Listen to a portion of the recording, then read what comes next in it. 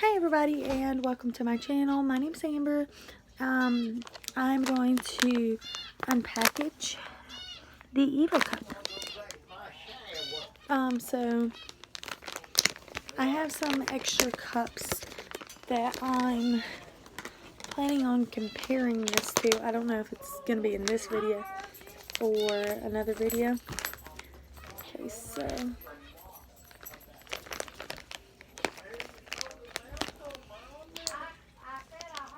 here we go. There.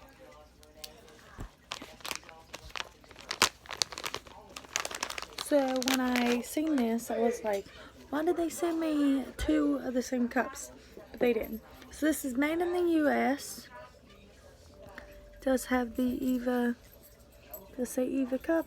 It's engraved in it, and it says made in the U.S. And then it comes with this little pamphlet, excuse me. And it shows you, gives you information, how to sterilize it and how to insert. And it comes with this super cute bag.